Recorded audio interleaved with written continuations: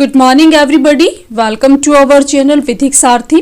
आज हम सीआरपीसी के इम्पॉर्टेंट क्वेश्चंस को यहाँ डिस्कस कर रहे हैं जो एलएलबी एग्जाम्स के लिए और अदर लो एग्जाम्स के लिए बहुत इम्पॉर्टेंट है। जिसमें पहला प्रश्न है हमारा, निम्नलिखित पर संक्षिप्त टिप्पणी कीजिए। ए अपराध, बी परिवाद, सी पुलिस रिपोर्ट, डी प्रथम सूचना रिपोर्ट, ई अपराधों का शमन, एफ अभियोजन की वापसी। प्रश्न नंबर 2, विभिन्न प्रकार के दंड न्यायालयों के गठन और उनकी अधीनस्थता के संबंध में संहिता में उपबंधित व्यवस्था का उल्लेख कीजिए तथा उनकी शक्तियों को भी बताइए। प्रश्न नंबर 3, पुलिस कब किसी व्यक्ति को वारंट के बिना गिरफ्तार कर सकती है? यह प्रश्न ये पूछा जा सकता है, कब कोई प्राइवेट व्यक्ति और मजिस्ट्रेट किसी व्यक्ति को गिरफ्तार कर सकते हैं? ऐसी गिरफ्तारी पर अंगीकृत प्रक्रिया का उल्लेख कीजिए। प्रश्न नंबर 4, समन से आप क्या समझते हैं? समन के प्रारूप की अपेक्षित बातें बताते हुए उसकी तामील की रीतियों का उल्लेख कीजिए। या प्रश्न ये पूछा जा सकता है, शब्द वारंट से आप क्या समझते हैं? यह कितने प्रकार का होता है? वैध वारंट की अनिवार्यताओं का उल्लेख कीजिए। प्रश्न नंबर 5, फरार व्यक्ति के लिए की जाने वाली उद्घोषणा व संपत्ति की कुर्की संबंधी विधि को समझाइए। या प्रश्न ये पूछा जा सकता है, फरार व्यक्ति की कुर्क की गई संपत्ति के संबंध में प्रस्तुत दावों और आपत्तियों के निराकरण के बारे में संहिता में की गई व्यवस्था का उल्लेख कीजिए। प्रश्न नंबर 6, दंड प्रक्रिया संहिता में भरण पोषण के संबंध में क्या व्यवस्था की गई है? कब पत्नी अपने भरण पोषण का अधिकार खो देती है, बताइए। या प्रश्न ये पूछा जा सकता है, दंड प्रक्रिया संहिता को धारा 125 के अंतर्गत क्या अंतरिम भरण पोषण का आदेश दिया जा सकता है? किसी निर्णय के माध्यम से समझाइए। या क्या भरण पोषण की राशि में परिवर्तन किया जा सकता है? भरण पोषण के लिए आवेदन और आदेश के प्रवर्तन की प्रक्रिया का उल्लेख कीजिए। प्रश्न नंबर 7, लोक अपदूषण के निवारण के लिए दंड प्रक्रिया संहिता में वर्णित व्यवस्था पर प्रकाश डालिए।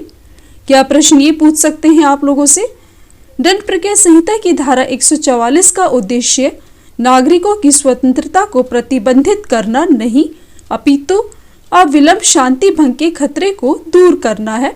इस कथन की पुष्टि कीजिए। प्रश्न नंबर 8, संस्वीकृति क्या है? इसके आवश्यक लक्षण बताते हुए इसे लेखबद्ध करने की रीति को समझाइए।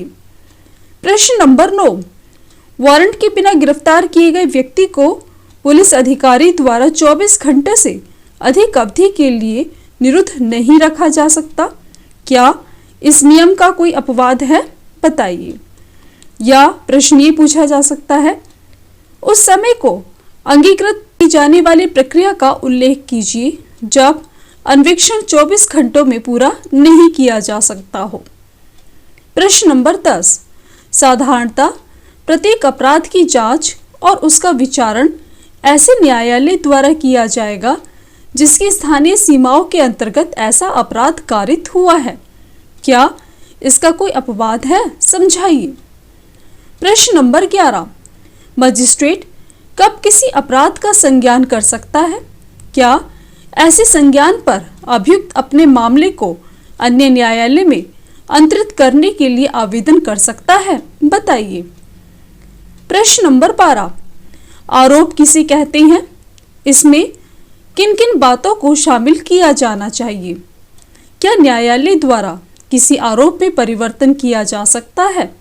यदि हाँ, तो परिवर्तन के पश्चात अपनाई जाने वाली प्रक्रिया का उल्लेख कीजिए।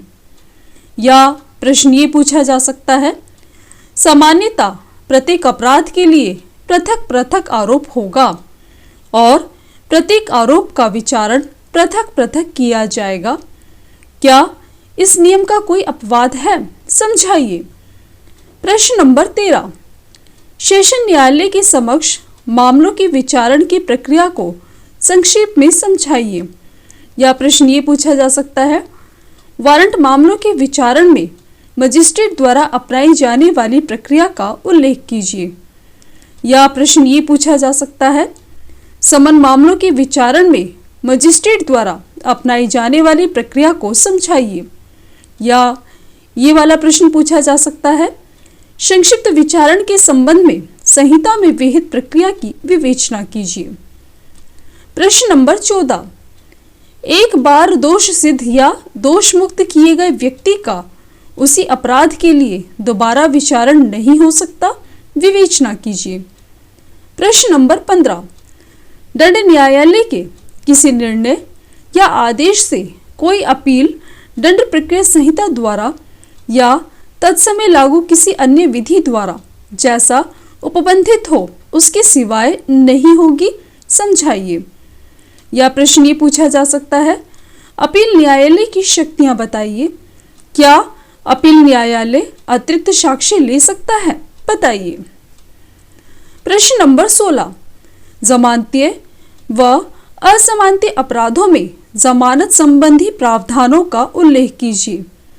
या प्रश्न ये पूछा जा सकता है, अग्रिम जमानत से आप क्या समझते हैं, यह कब स्वीकार की जाती है, साधारण जमानत और अग्रिम जमानत में अंतर स्पष्ट कीजिए। प्रश्न नंबर 17, निम्नलिखित में अंतर स्पष्ट कीजिए। ए, अपील एवं पुनरीक्षण, बी, निर्देश एवं पुनरीक्षण, सी, समन और वारंट मामले, डी, जमानती व अजमानती अपराध, ई, संघीय व असंघीय अपराध, एफ, समन व वारंट मामलों के विचारण की प्रक्रिया, जी, जांच, अन्वेषण, एफ, विचारण। सीआरपीसी से संबंधित इंपॉर्टेंट क्वेश्चंस की ये वीडियो मेरी यही कंप्लीट होती है। अगर आप लोगों को मेरी ये वीडियो पसंद आई हो तो प्लीज़ आप लोग इसे लाइक कीजिए, शेयर कीजिए, कमेंट कीजिए और इसी तरह की वीडियो पाने के लिए आप हमारे इस चैनल को सब्सक्राइब कीजिए।